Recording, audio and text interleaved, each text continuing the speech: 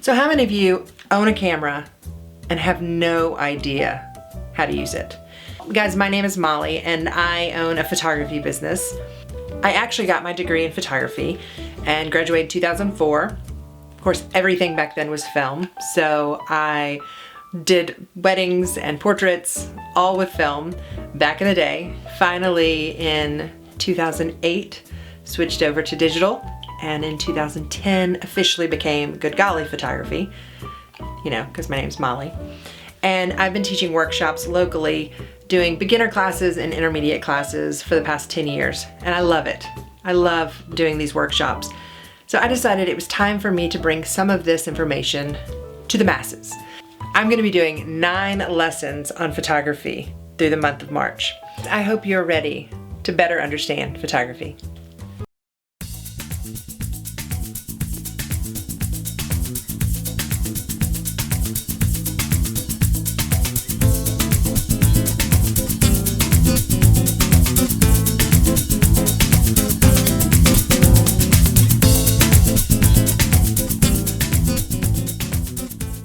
So we are going to start from the beginning. And if this feels a little too beginner for you, skip on through and I'm sure you'll come across some information. So sometimes it's nice to have a little refresher. But for this week, for this class, so I'm gonna be doing this every Wednesday and Sunday. So for this class, what we're going to be doing is we're gonna start from the beginning. I'm gonna show you how to set up your camera so that you are ready to take some great photos. All right, so first off, the very first thing that I always tell my students is you need to make sure that we have a clean lens. Now lens pen is my very favorite tool to clean my lens with. The reason I love these so much is because, one, they come with the brush, and this is made out of goat hair, and the reason this is so important is because a lot of times people will use a cloth to clean off their lens, but the problem with that is if you have any debris on your lens and you rub it in, you run the risk of scratching your lens. So I love that they have the little bristles here, this little brush. Because all that you're going to do is you're going to use this brush to gently brush off any debris before we start polishing this lens.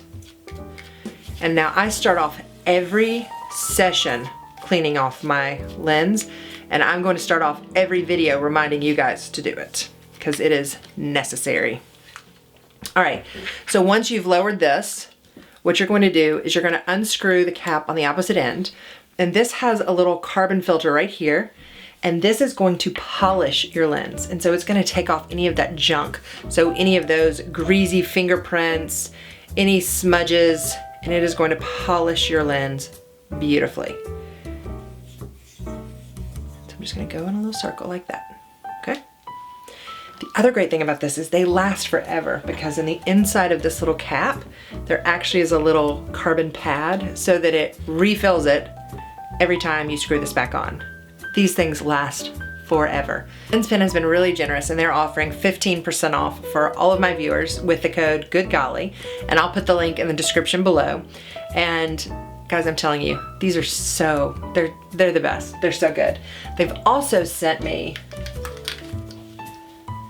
some of these, the Lens Pen DSLR Pro Kit, and it's gonna come with 3 of their cleaners.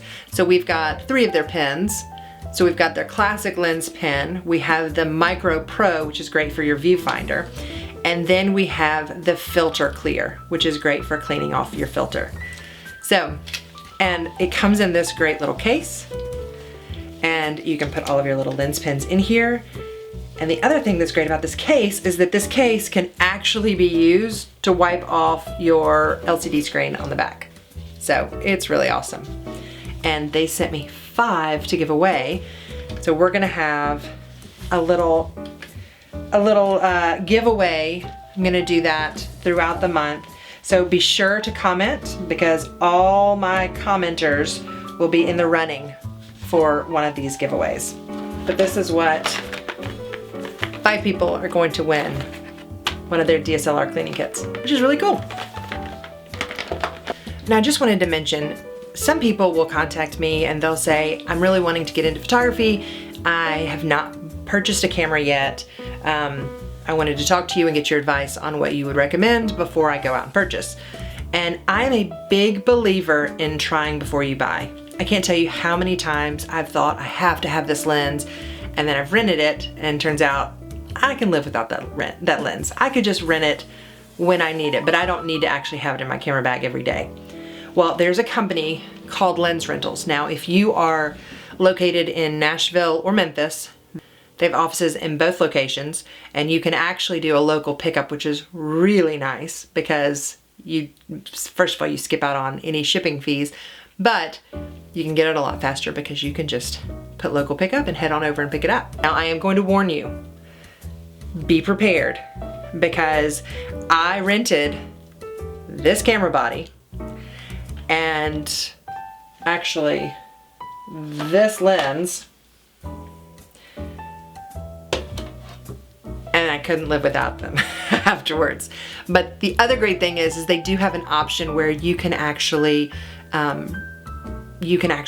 them afterwards at a discounted rate if you're interested. So it's called Lens Rentals, and I'll put the link in the description below so you guys can check it out. But it is a great way to try out products before you buy, because this is an expensive investment. So you want to make sure that it's exactly what you want before you spend the money. All right, so we're gonna start from the very beginning. Turn on your camera. It's something we can all do. Turn your camera on. Success, we've already done one thing. Well, I want you to go to your menu, and I want you to scroll over, and I want you to look for image quality. Now, when you click on the image quality, you're gonna see that you have some options here. You have RAW, MRAW, SRAW, and then you have your JPEG choices. I want you guys to set your image quality to JPEG. Now, there are gonna be a lot of people who have issues with this. A lot of hardcore believers that are like, you should always shoot RAW, you should only shoot RAW, no other option. I do have a lot of students that come that don't have the software that could process a RAW file. So I'm telling you, shoot JPEG, and for you Nikon users, it's gonna say JPEG fine. It's gonna be the highest quality. For my Canon people, you're gonna see an L, and then you're gonna see a little pie shape that's nice and smooth. That's what you're gonna go for, okay? We're gonna keep this nice and simple, and the reason that we're going to be shooting in JPEG is, one, it takes up less room. The file sizes are smaller. Two, you might not necessarily have software in order to, that will actually edit RAW files. And three, I'm gonna teach you how to get things right straight out of camera. Because remember, I'm a film photographer. Like from the beginning, I'm a trained film photographer. I had to teach myself the digital. So as I teach today, a lot of what I'm going to be referencing back to is what I learned in school with film. So now some of you that are really young may be looking at me being like, what are you talking about? Film.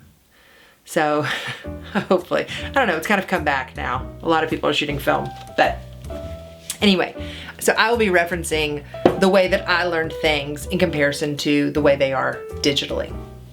Okay, so I do want to explain the difference between the RAW and the JPEG, because I think that it's important to understand why you choose to shoot a certain way. So with RAW files, and remember, I compare everything back to the way that I learned it. RAW files are gonna take us way back to my darkroom days, where I've shot my roll of film, I have rewound it, it's in my little canister, and I have taken that, and now I'm going to go process that film. So at that point in the processing, I could alter this film. All the information is there. Everything is there, okay? So think of it this way. It's like, let's say, for those of you who are not photography students, let's say, which by the way, this is your little processing tank, just in case you're like, what is that weird thing she has? So let's say you've gone to Walgreens, or you've gone to your, let's go way back. Let's say you've gone to Fox Photo or Wolf Photo. Back in the day when they had the little kiosks, in the parking lot. So you shoot your film, you take your little canister to them, and those are your RAW files. At that point, they could alter the processing of that negative to change it to where it's a little darker or a little lighter. They could adjust it at that point because there's a lot of information there, okay? So that canister, those are our raw files. Now, let's say we've handed off our canister, our film canister, and we come back later and they give us negatives. They're gonna give us negatives in the nice sheet so you can hold it up to the light and look at it. And those negatives are like JPEGs. They're processed. So what you see there, for the most part, is what you're gonna get. Now, you can adjust it a little bit. So as you're, developing that, as you are printing your pictures, you could adjust it a little bit. You can make things a little lighter, you can make things a little darker, you can adjust saturation, and you can adjust, contrast and all of that. But if something is just blown out, it's blown out. Like, there isn't a lot that you can come back from. So RAW is really nice if you want to make sure that you can really pull and grab all of that information out. But again, they are huge files, so you need to keep that in mind. So for our purposes, we're going to be shooting in JPEG. Now, for those of you who have software to process the RAW, go for it. Shoot in RAW. It's not going to matter for this. But I do want those of you who don't have that to know that you can use JPEG, and JPEG is totally fine. I shoot JPEG all the time. The reason I shoot in JPEG is, one, I'm a film photographer. If you didn't get it right straight out of camera, you didn't get it right. There was no screen on the back of my camera to tell me if I actually got the shot right. I had to watch and make sure that I had the correct exposure. I had to meter that light. I had to check to make sure that everything was right before I shot. And so I don't have time to deal with the huge files. I don't have time to deal with the extra step in the processing, because it does take a little extra when editing. And I just prefer JPEG. And I'm sure there will be plenty of comments down below, and that's okay. But be kind, and because I like nice people. I don't like mean people. What we're gonna do is we're gonna really be basic today. So what I want you to do is I want you to look at your settings. Now, you're gonna hear me reference Canon and Nikons a lot, because I feel like those are really kind of the two most popular camera brands. But I mean, Sony's are great, like everything is great, but for the most part, you can look at a Canon dial or a Nikon dial, and then other cameras are gonna be one or two of those, one of either of those. As you look at the dials, there are different settings and symbols, and I want to explain these. Now, the camera companies call these zones with the little pictures on them, they call those basic zones. I didn't call them that. That is what they refer to them as. They are basic zones. And the basic zones are basically your step up from auto. It is your way of saying, I would like to shoot a portrait. Oh look, there's a silhouette of a lady's face. So that must be the button, that must be the setting I need to use. Or a close-up shot of flowers, or movie mode, or your night portraits or sports. So you've got all of these little settings and these pictures that are kind of like your little cheats. Now I will tell you, as you move up to a professional level camera, you're not gonna have those pictures on your dial. See that right there? Naked, nothing over there. And I'm assuming they don't put them there because at this point they're thinking, if you're gonna be buying a professional camera, you probably should not be using little pictures to take your pictures. Now, as you look on the opposite side of the wheel, you're going to see what they refer to as the creative zones. And the reason these are called creative zones is because you have creative control over your camera. So first off, we're gonna talk about program mode. The program mode is basically your baby step up from auto. What it's going to do is your camera is going to allow you to set your ISO and your white balance, and then it's going to take care of the rest. Now, you may be thinking, well, I don't know what ISO and white balance is. that's okay, because that's why I'm here. Okay, so we're going to set our camera to P. The very first thing that we're going to do, now that we have it in program mode, is we're going to adjust the ISO. The ISO controls your camera's sensor. It's going to tell your sensor, hey, we're shooting in a darker environment. We need a little more help, okay? Or, hey, it's really bright out here.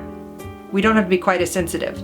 After you set the ISO, so there's three main parts with exposure. You have ISO, you have your aperture, and you have your shutter speed. Those are the three main. Now, I'm not gonna get into aperture and shutter speed today. We're just gonna focus on ISO, but you just need to keep that in your mind that, hey, these three are involved. So if I change one, it's going to alter the other two, okay? So we've got to keep this nice exposure triangle going. So one thing you need to remember about your ISO is that the higher you go in your ISO number, the more grain or digital noise there's going to be. So your pictures aren't going to be as sharp and as crisp. And so you really want to always shoot the lowest ISO number possible whenever you're taking pictures. Now, I typically, if I'm shooting on a super sunny day, and I rarely shoot in full sun. I'm not a big fan of full sun. I'm always looking for that shade just to avoid those harsh shadows. I'll shoot around 400. Now also keep in mind, I photograph a lot of children, so there's a lot of movement. So I've got to make sure that my camera is getting enough of what it needs to get that shutter speed fast enough for my kiddos, okay? I'm gonna show you the difference. So notice here, this is the same picture, all right? On the left side, we have the image with the low ISO number. And on the right side, we have the exact same image, but with a very high ISO number. Notice how grainy the one on the right is? That is because it's that higher ISO number. Now, the next thing that I set, so when I get to my session, I look, I see my lighting, how much help is my camera gonna need to be able to get enough light in there. I set my ISO. Then I'm gonna look at the quality of light, the temperature of the light. Is it kind of blue out? Or, you know, sometimes if it's real cloudy, or is it bright sun and things are a little bit more yellow, you need to think about the light temperature, which is rated as Kelvin, okay? We're not gonna go into that. We're not gonna go into Kelvin. That is, my goal with this is to get you shooting and to get you comfortable using your camera. So we'll dive into Kelvin in a more intermediate level. But in your camera, you're gonna notice you have your white balance settings. So we're going to go to menu, and then we're going to look for the white balance. Now, a lot of times on your camera, you're gonna see that you have a little button that kind of cheats, and you'll see a WB, and that just means your white balance. And you'll press that down, and on the back of you'll see your little LCD screen. You'll see a little picture, you'll see these little pictures, okay? These pictures mean daylight, shade, cloudy, fluorescent, tungsten, and flash. Then you'll also see a custom setting. So we're not gonna worry about the custom because we're not gonna go into gray cards or figuring out your light temperature and all that. But what I do wanna explain is, what does the white balance mean? So back in the day, back to our film land, when you would buy film, you could buy daylight film or you could buy tungsten film. And so it basically was telling you, hey, this is gonna be the temperature of the light that you're shooting in. So if you've ever accidentally bought the wrong type of film, you'll notice that if you took tungsten film outside and shot, your images are gonna be really blue, okay? So you've got to think about the temperature. Nowadays, it's so crazy. Nowadays, when you go to buy light bulbs, I remember back in the day, you just bought light bulbs based on wattage. You never thought about what Kelvin they were. Like, you never thought, oh, I want something a little bit more blue, or I want something a little bit more I want daylight or whatever. You just bought a light bulb. Well, nowadays there's just so many different types of light bulbs, and that's what that is. It's telling us how warm or how cool the light is. We're going to adjust our white balance so that we have our whites looking true. That's because it's called white balance. We want our camera, because our camera doesn't know what the temperature of the light is. We have to help it out and say, hey, I need to tell you what a true white is, okay? But you can also use this to help. So I like to shoot a little bit warmer. Some photographers like things a little bit cooler. I just like nice deep yellows, and I just like warmer pictures. And so I often shoot with shade. Now I also shoot in the shade, so it works out, but the shade gives you a nice warmer look to your pictures. Now that we have our cameras set up, we have it on program mode, then we're going to get to wherever we're going to shoot. We're going to look at our lighting. We're going to see how do we need to set our ISO. Then we're going to think, okay, what is our lighting like? Is it cloudy? Are we going to be shooting in the shade? We're going to look at that, and then we're going to set our white balance. Now from this point, this is enough information to get you shooting. And now I want you to practice. I want you to go out and practice shooting whatever you're interested in.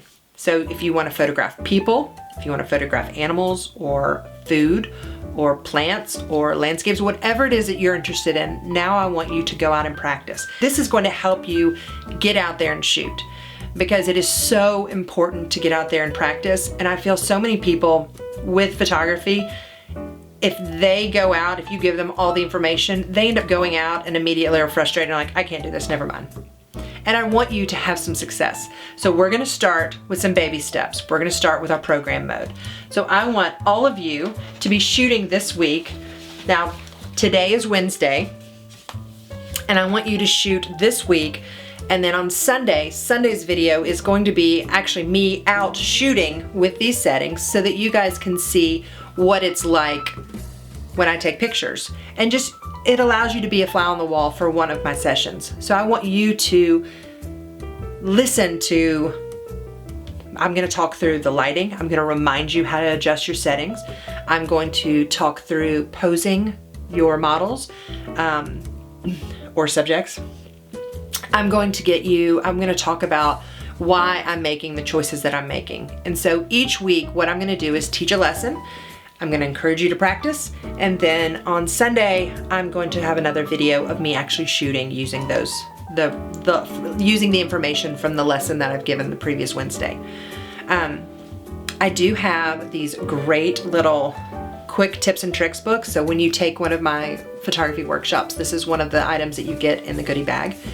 And it's accordion, and it's magnetic, and it's the perfect size to go into your camera bag.